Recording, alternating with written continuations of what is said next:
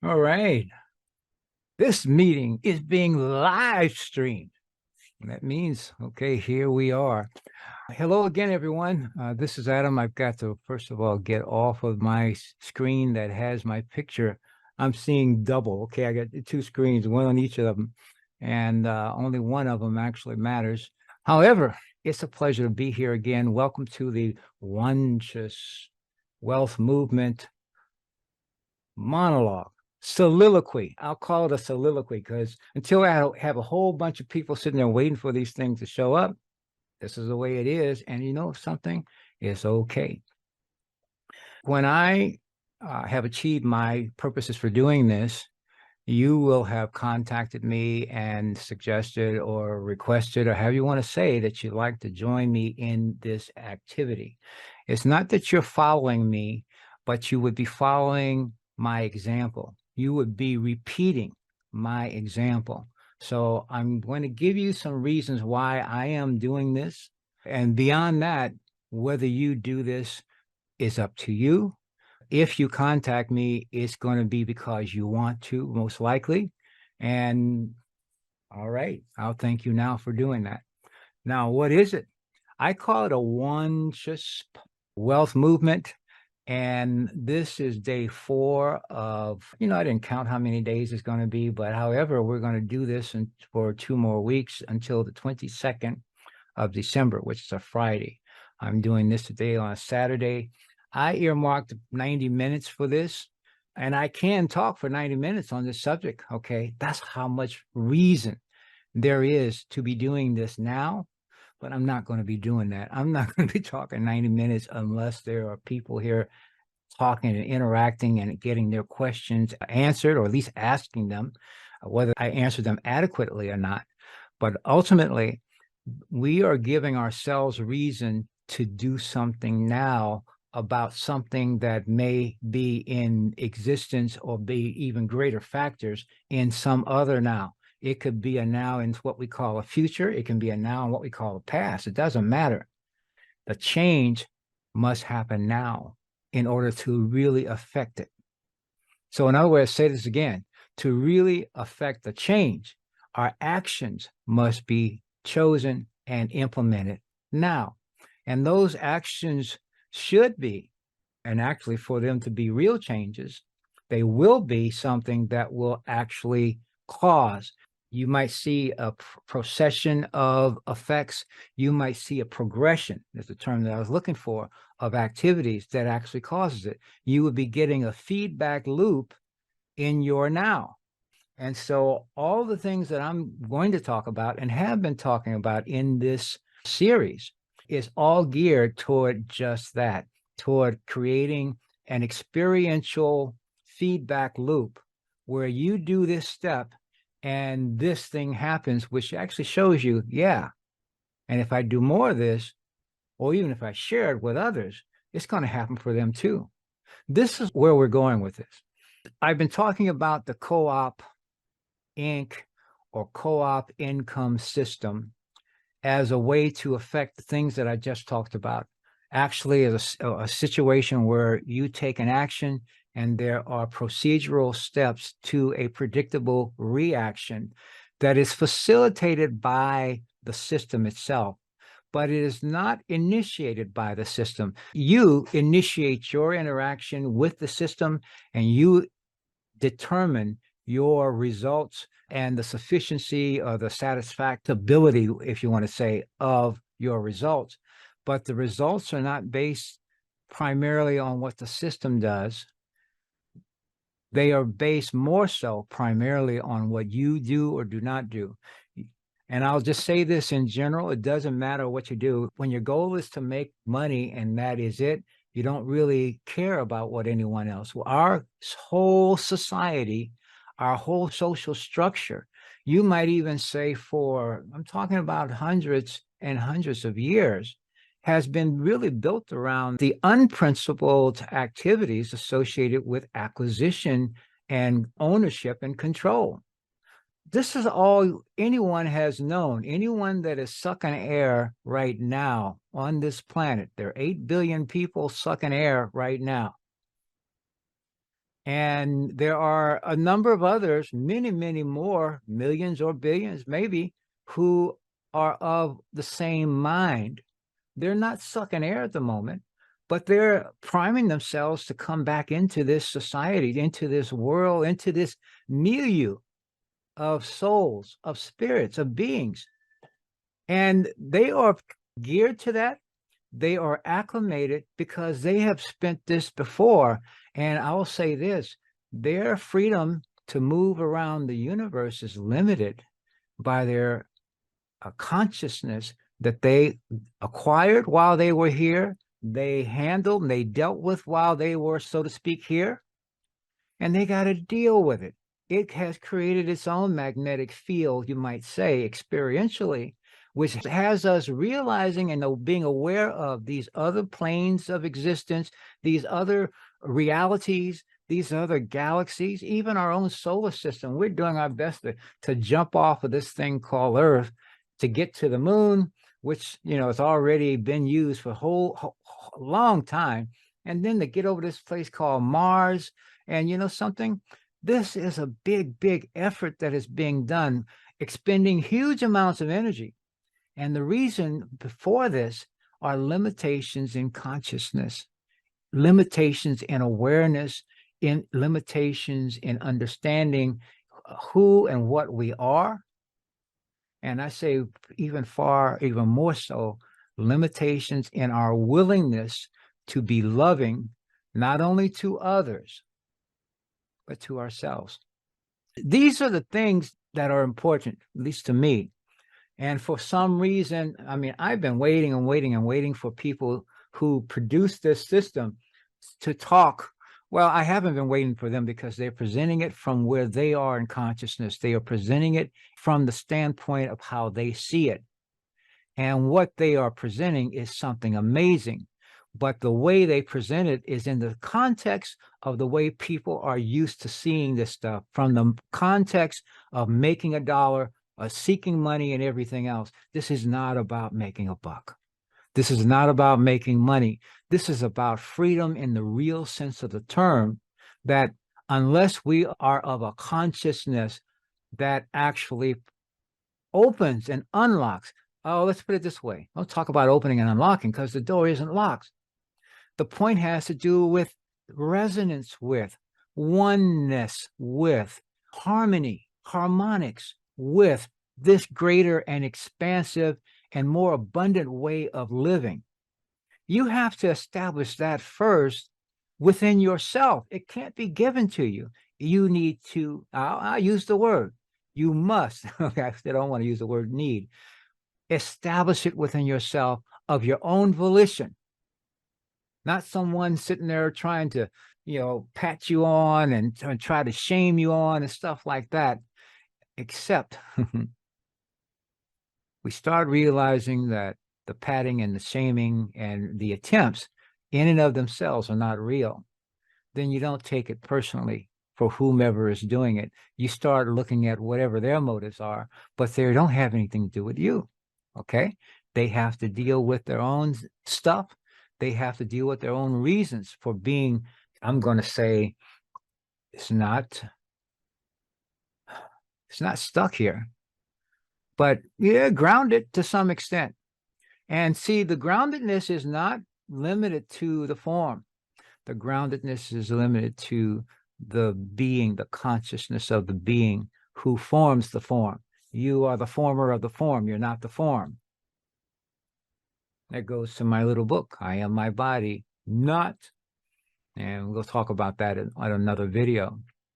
So what I want to do today is a couple things. I want to show you two things that are happening in this world today that are commonplace, and they are trends, and they're based on a certain mindset.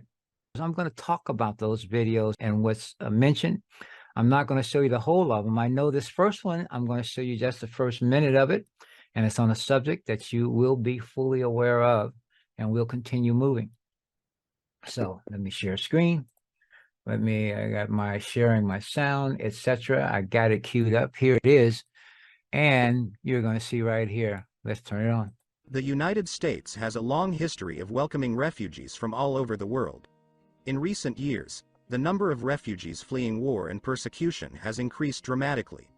Many of these refugees end up homeless on the streets of American cities.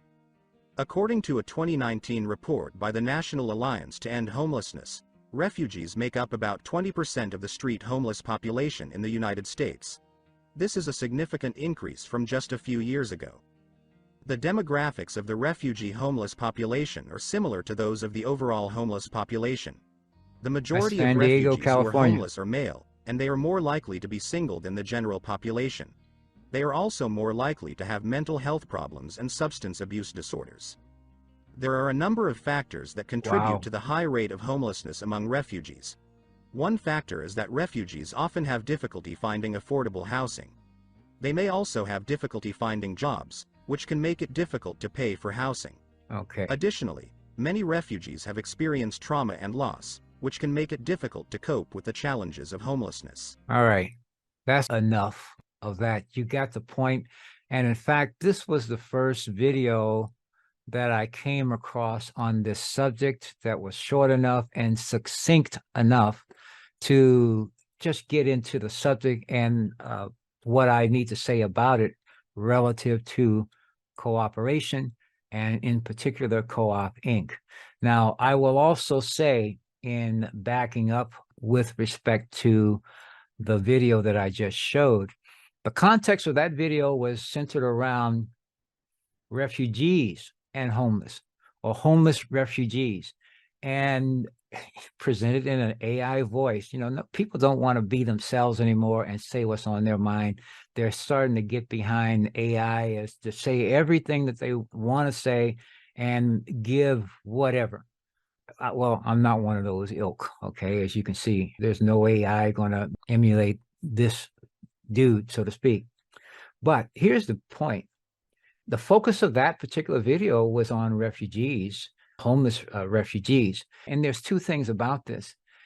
They said that 20% of all homeless in the U.S. are refugees, and it just keeps going right on. There's no feeling or emotion one way, form, or fashion. You know, and that's not a good thing that there's 20%. But the salient point, the more salient point to me at least, is that 80% of them are Americans that are out on the street. There's another video that I found, which I won't cue up here. We're still making the point, because you can use your imagination if you will, if you want to. This is happening because it is a reality to a large group of people, and it's a trending one, and the trend is going up. And so I found another video some months ago, and it basically indicated that about 670,000 people were at a place where they described themselves as without a home. And so what the bureaucrats and others are doing are literally attempting to rename it, to find it in some other way so they can come up with another way of feeling good or rationalizing the condition. See, we come up with new words sometimes when this one has gotten weighty with some kind of meaning. So let us come up with a new word, all right? And then weigh that one down. That's going to keep happening. The issue is basically changing the condition. And in fact, people are coming up with new words because they don't have new methods, new protocols and practices that will actually solve the problem. Because the problem is not the homelessness itself. Homelessness is the result of the problem. And the problem is the lack of sufficiency of means. And the lack of sufficiency of means, I call it chronic insufficiency. And the chronic insufficiency is a result of habits that have been taken on, thinking that has evolved as a function of those habits. No. Habits that have been taken on as a function of thinking. All right. See, I have to think about this because how you say it means something. Everything matters. So ultimately, we think a certain way, we act a certain way, we get the universe, our life, our experience gives us feedback as to the efficacy, the sufficiency, the wisdom of continuing to do what? think that way. That's the intangible. The tangible tells us, well, continue on. I don't know what you're doing, but keep at it. That's what a lot of doctors tell people who have chosen to not follow their advice and actually resolve a health problem that they had using other means that didn't involve getting maimed, mutilated, and built. Okay. And then maimed and mutilated and built some more. Okay. And so I don't know what you're doing, but keep doing it. Well, I'm going to suggest to you something to be doing that's different from what you've been doing, but I'm going to say it, if you want to do this, you must imagine something differently. You must imagine yourself differently. You must put actions behind the imagining. And then you see what the results are. Your experience will be your feedback loop to tell you there's more. You can't do it just by trying to work it through in your head and imagining it, but not doing anything. And that is what we are literally trained and accustomed to doing. We imagine something, we attach it to a negative experience that we've already had, or someone tells us. Sometimes no one has had this experience. Someone just said, oh, no, that'll never work, blah, blah, blah, blah. And then you say, that's good enough for me. I'm not going to try it. All in your head, no positive action. So ultimately, I'm inviting people who are willing to act, who want to imagine something different and better for themselves. And in addition to that, having others be equally able to participate in the same thing, to create the same effects for themselves. So I'm really, really clear on what I'm looking for right now. And so in that regard, it doesn't mean anything to go into my back office. It's not important to what I've made or anything else, because the ultimate goal is beyond. The ultimate goal is, in some cases, and in some people's minds, is how much is going to come through to you. The cool thing with this, it's mind-boggling there. But the cool thing is how much it happens for everyone who does the same thing. I want you to imagine something else. And some of this, I don't imagine being homeless for myself, but I do imagine people who call themselves, who are in the mindset and in the experience. That's their feedback loop. And people who are on that trend, on that slippery slope, they've been following the normal, regular advice I'll say down into sickness, in disease, in dissatisfaction, in disbelief, and all that disbelief is on themselves. If you want something to be better and you don't see a way that you can create it for yourself, you are as crippled as anyone who doesn't have any legs or arms. We are crippled here, and the crippling is because of a wall that no one can see that we put around our head so that no new thoughts get in. And we put it around because as a sphere, all those inspirations from the heart, they're blocked and deflected too. No one can dissipate this for you but you, because you create a one-way mirror, so to speak. You have this thing where the negative information comes in your head because we're already open to it. We're already receptive to negativity. But the positive doesn't come out your mouth. It doesn't come into your thoughts in terms of inspired. Your signal, your beacon, your heart is not open. Those are the things that matter. That's where your power is. So again, I know I'm not going to talk for 90 minutes, but I am going to show you one more video, and here it is. Let me share this. And again, I think this one is only 2 minutes, so I'll probably play the whole thing. And I think we'll find that interesting too. So here goes. For too long, humanity has existed within dysfunctional and polluted cities that ignore nature. This is going to be fun. Now, a revolution in civilization is taking place. Imagine a traditional city and consolidating its footprint, designing to protect and enhance nature. The line will be home to 9 million residents and will be built with a footprint of just 34 square kilometers. and we are designing it to provide a healthier, more sustainable quality of life. The line's communities are organized in 3 dimensions. Residents have access to all their daily needs within 5-minute walk neighborhoods. And the line's infrastructure makes it possible to travel end to end in 20 minutes with no need for cars, resulting in 0 carbon emissions. By leveraging AI technology, services are autonomous, saving you time and effort.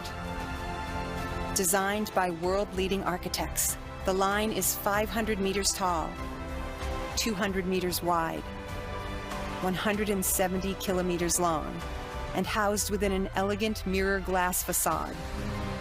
Don't you like those Intelligent mirror glass solutions facades? create efficiency and year-round temperate microclimate with natural ventilation. Energy and water supplies are 100% renewable. The line is designed as a series of unique communities, offering a wealth of amenities, providing equitable views and immediate access to the surrounding nature. With 40% of the world accessible nature? within 6 hours, at the heart of the globe's key trade routes, a place for commerce and communities to thrive like nothing on Earth seen before. The Line, the city that delivers new wonders for the world. Wow. Wow, wow, wow. Someone is finally drawing a line in the sand and spinning it like the Dickens, as though this is a place someone wants to go to. They're talking about the nature. What the hell nature are you going to go out to being in that place, in that area? And in addition to that, okay, 9 million people, they're going to put about, what, $1 trillion into that. And essentially it's just the nicest looking prison you've ever seen. I mean, frankly, what difference is 9 million people supposed to live in that place, not 8 billion people on the planet? And what kind of quality of life do or will they have? It's all being apparently imagined by someone else, and then they're going to pluck around those number of people to live in that particular, I'm going to call it, enclosure. Now, there's really a flat earth there, you know, if you know what I mean. This is my point. Anything that you can imagine is possible. Everything that is imaginable is possible. That's the way of the world. That's the way of reality. Everything is imaginable. We are creatures of habit. I will say we are creators of habit. And what is the point of showing these two diametrically different expressions of imagination? They came from people of equal ability to imagine and equal ability to turn what they imagine into fruition. And it doesn't mean that doing so is going to make for the experience that they are imagining, because there are also things that they are probably leaving out because we're not here to make money.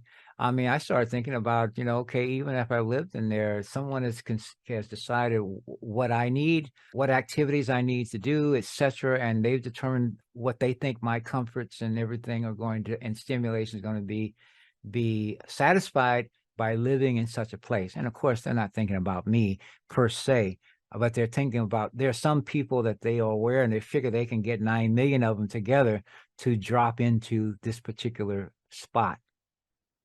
Now, my point basically is this: we're all equals from the imaginal standpoint, the ability to imagine.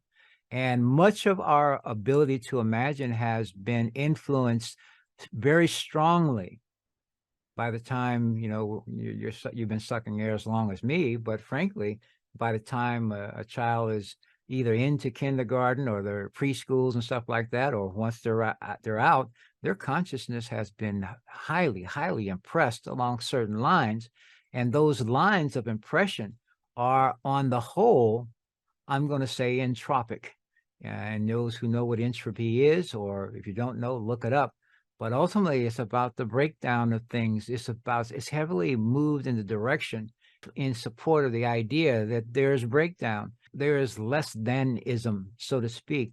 There is insufficiency-ism. There's not enough-ism, okay? And someone somewhere in some distant place or from some other factor that makes them look or appear or seem different from what we're accustomed to, whoever we are, those are going to be the reasons for taking a wary look at them and perhaps being, standoffish and guarded, okay? We are masking, or should I say, these activities, these ways of thinking have been inculcated into people's minds. We all have them. We're not always aware of them because since you see it everywhere, when you get it and see it reinforced by people that you love or people that don't love you, either one, they're doing the same things in some cases. So you're taking on these ideas as though this is all there is to choose. Not true. But unless we know better, or even unless we desire to know better, unless we desire to be better, we have an ability to determine, to discern the quality of this experience I'm having and the desirability of it. And so the only other thing is that you can possibly be is talked out of as you grow older, because so many people keep at it and keep at it and keep at it. I can use the, we talked about the extraterrestrial intelligence subject yesterday. I played for the last 2 days some monologues by Cliff High as he was talking about it, because he says in 2024, and he says the, what would he call it? The predictive programming data that he analyzes is that there's going to be a bigger and bigger deal with extraterrestrials. And from his mindset, it's presented as a problem. And in some respects, it's presented that way due to the consciousness of the majority of the population.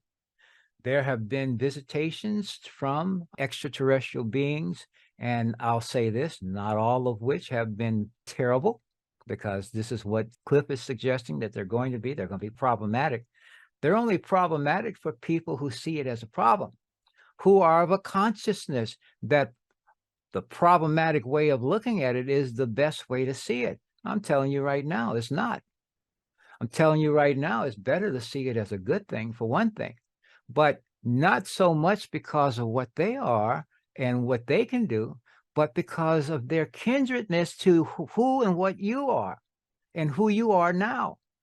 The thing about it is, if you are being your best you now, you are opening doors yourself, okay? You are making people feel better at the end of conversations with you, at the end of hearing from you, at the end of being with you.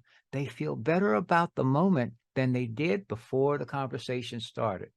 If you feel better now than even you did when we first started, or when you first tuned into this, and you've been sticking to it and you're into it as well, then you're already changing your future.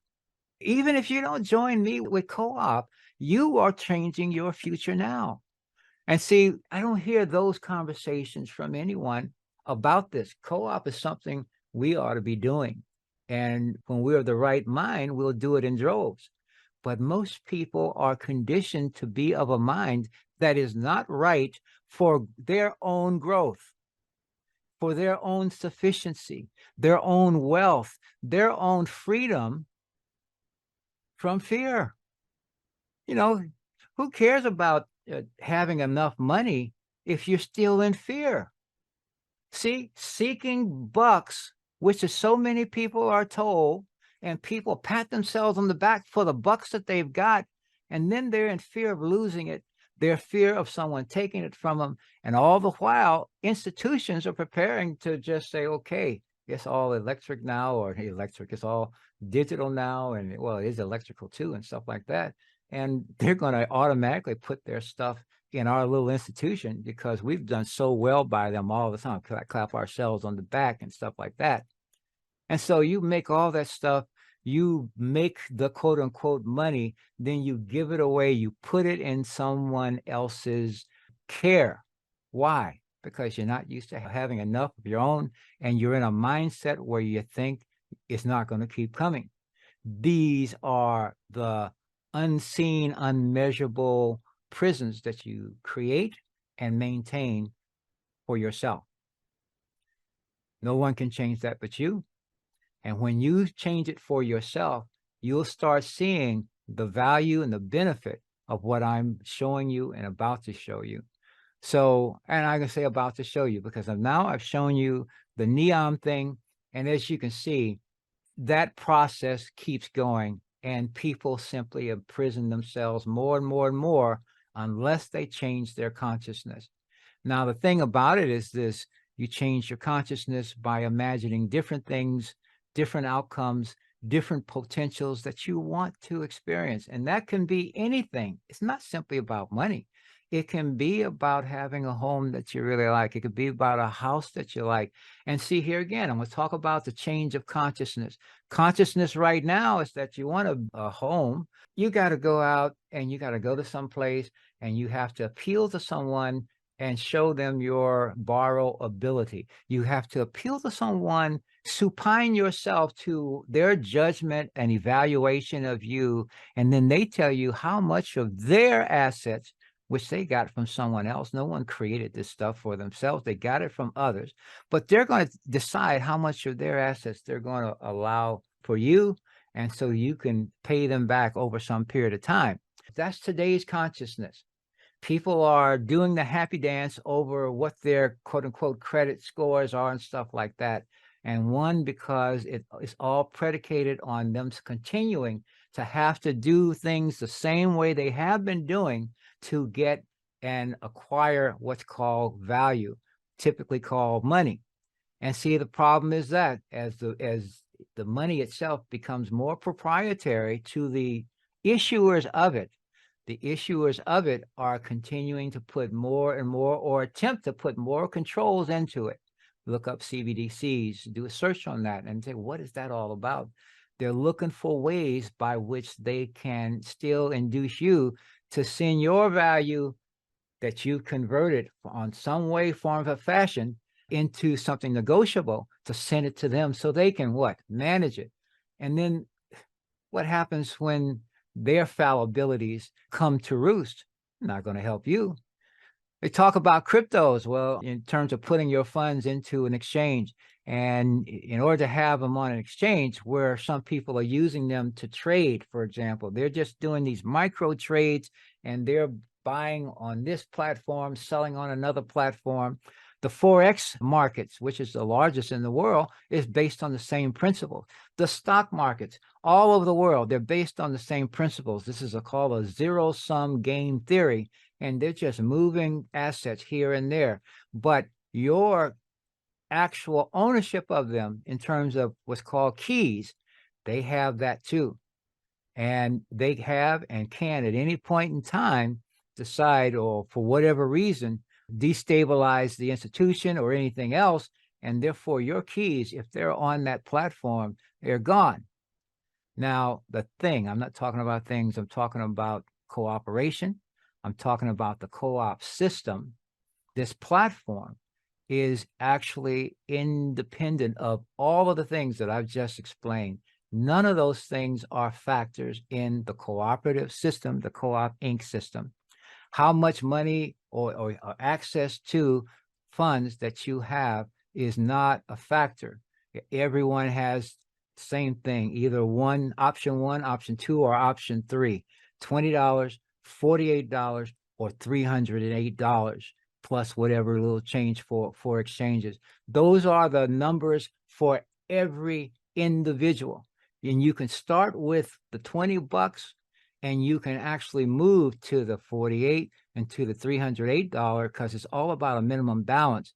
But it's what will the system return to you if you literally maintain that minimum balance and invite three to do the same thing? That is the question. That's the issue. You can literally change your life without affecting the rest of the world. I mean, for the price of coffee that people spend in the course sometimes of a month, at certain places, or the price of this or that or the other. Everyone that does this can literally and fundamentally change the way they receive what they have put out. And the value of that and the ways to use it are continuing to multiply. This is the moment that Buckminster Fuller talked about, in the sense of creating a parallel, essentially. Create what you want, create a means or a bridge to get there, and then simply make the existing one, or the one you were used to, obsolete. The people who are going to continue using the existing system are going to continue to make it viable, because that's how it happens. We have been telling ourselves, and we have been told, Jamie Dimon, the chairman of Chase, just yesterday, I just saw something yesterday where he's still talking about the crypto space as, it's like vaporware. It's like it's a fraud, wherein the people who are truly fraudulent, who are robbing you, who are being lords, undeclared and surreptitious lords over your life, so to speak, because of your insufficiency of liquidity. And believe me, people who have a whole bunch of wealth, as they think of it, and where they got a whole bunch of things. Imagine someone who just spent $2 million for this new Rolls Royce. And apparently I've heard of some Rolls Royces that are 20 or $30 million. Can you imagine spending 30 million bucks on a car? And then what are you going to do? Get up and do this to did it every day? Are you going to worship it because you spent that much in it?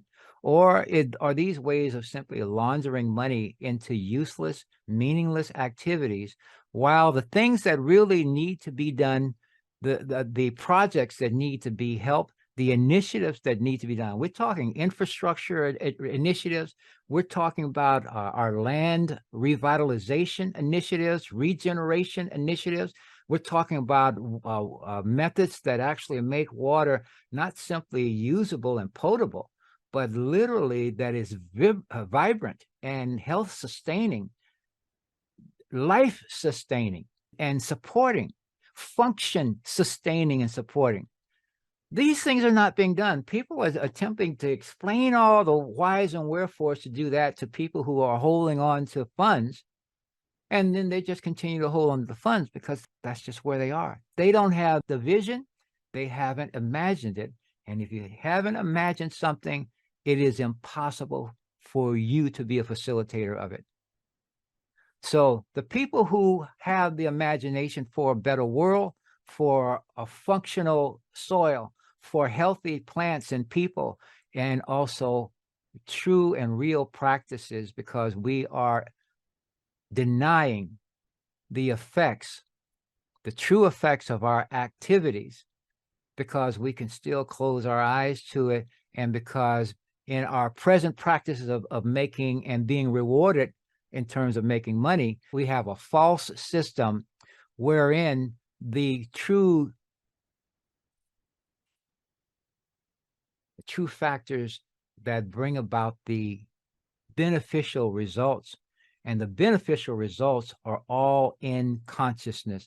They are in the opening, the unstopping, the way you want to say, the unblockage, the dissipation of distortion that allows for the real to come in.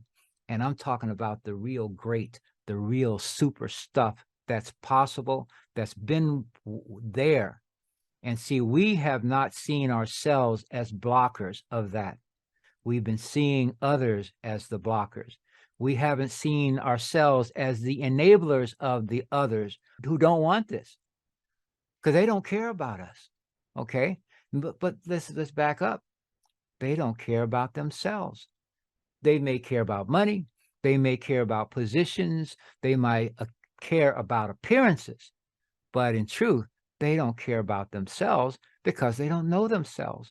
And quite frankly, they're no healthier, okay, than anyone else. They think they've got all the money to buy the medical advice that money can buy. But when the medical providers are themselves filled with spurious, incorrect information, you see what I'm saying? You got to start letting your higher, your greater impulses through. You have to start saying yes to something that sounds wonderful because it does, and give it a chance by giving your best to it. This is not where we are listening to something. Oh, gee, they got a white paper for this, that, and the other, and they got this. Oh, that sounds real good. Oh, they got a great market cap. Market cap means a whole bunch of people put funds in it. It means those funds are not available to those people anymore. It's available to the one who has created a system that requires a market cap. And the larger the market cap, the more people are impressed by it. This is old school thinking. But if you're impressed by market cap, you putting into a system that is not focused on returning to you value. The co-op system, I don't know there is a market cap or not, but it doesn't work on those principles. It works on redistributing value from one member to the other in a very efficient manner. It's what it does. And that, frankly, with all the other things I've said, ought to be enough for you to say, click on that thing. You don't have to say it. Click on that thing and join. Okay, I'm doing this again. Okay, so click on that, see what it says, join, and then send me a note, and you'll be able to do this. Do it through Facebook Messenger. Do a friend request there through Facebook. Do a friend request to me with Gab. I'll be monitoring those. I'm creating others. I actually even created a Onescious Wealth Movement group on WhatsApp. I even created it, but I'm the only one who's there at present, okay, at this moment. By December 22nd, I'd like to see, well, hell, by tomorrow, I'd like to see 3 people who have contacted me and we've begun the dialogues, because the next thing is I want to support you in having the 3 who join at your invitation. We want to have our 3, and we want to have their 3, and we want to have all of them, all of you, all of us, to have a way to explain this well enough that people join and do this for themselves. They're not doing it for you or me. They're doing it for themselves. The system itself, the co-op system, is efficient enough. It is pure enough because it actually works under the universe, laws of the universe. What you put out comes back to you. And in addition to that, what you put out, it comes back to you and it multiplies in kind with your giving. So I will tell you this. I've said this before, and I'm introducing, because I've never heard anyone say it. I call it the platinum rule. We've heard of the golden rule, and that's do unto others as you'd have them do unto you. The platinum rule is this: treat yourself the way you want others to treat you. Treat yourself the way you want others to treat you. That's better than gold to me. That's platinum, because now you determine who you want to do gold with, but you have set the standard for yourself. Because if you treat yourself the way you want others to treat you, you'll start becoming more mindful of what you're putting out to others.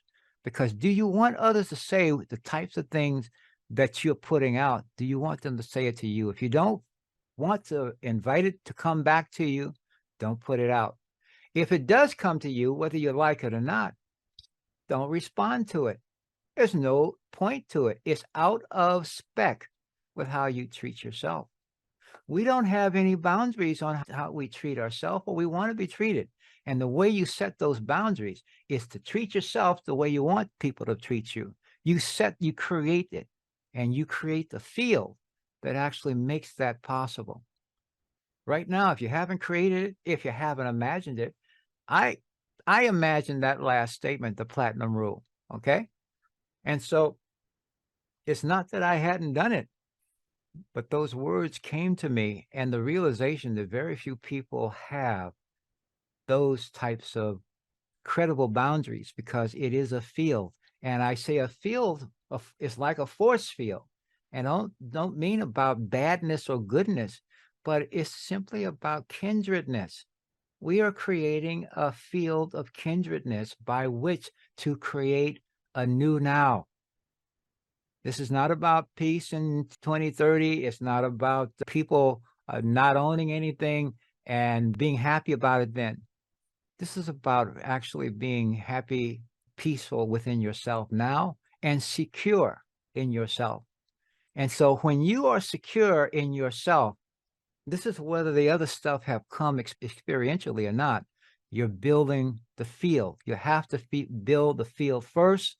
And I'll use a metaphor that people have talked about in the last couple of days in some of the calls that I was on, where they were talking about, well, even in airline and traveling, what do they tell you? You know, when the mask comes down, put your mask on first, okay? Before you try to help anyone else, put your own mask on. Well, before you start attempting or even considering some other possibility out of phase and different from what you're already familiar with, you have to put your imagination on and allow the junk, the dross of thinking to all dissipate. You need to consider it a cloud, just like I used to do it as on road trips as a child. And I'd look up in the sky. Someone said you could make a cloud disappear, and you could, by looking at it and, you know, imagining some heat going up to it. Yeah, I did it, and the cloud went away. Now, did I figure out how to now look at a clear space and do that and see if a cloud formed? But quite frankly is, no, I didn't. And I don't know that it would not have happened. It never occurred to me. And that's kind of my point. If it has not occurred to you that there is actually a way, it's not even that there's a way. If it hasn't occurred to you, gee, what it would be like if I can simply take $20 and perhaps do certain things, do certain actions that I feel good about, that I'm not harming anyone, that I'm respecting others, but do these actions.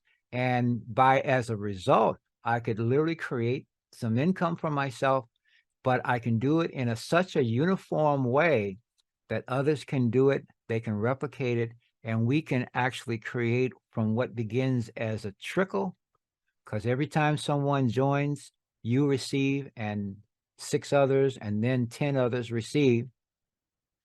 But thousands, eventually just a few are giving towards you, because that's where it's coming from.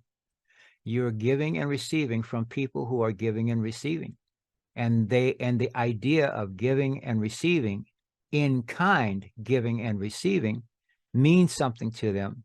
It's important to them. It's valuable to them. So they're putting something out of value, and in a uniform way, they are receiving, because they are inviting 3 people to do the same thing. And the system, every time someone opens a wallet and joins and does the same thing, the givers, the people who are giving, are now receiving too. But we are passing on a behavior, a ripple of behavior. The putting of funds into the system is likened to the particle. That's the stuff you can see. The behavior is the wave that is inspiring others, that's touching others to do the same actions. And that's intangible, but it's producing tangible results. This is how this works. This is how one friend of mine said, I can't wrap my mind around it. You know who you are. And because he couldn't wrap his mind around it, and because he never imagined anything like this, and therefore he decided it wasn't possible, well, it isn't for him.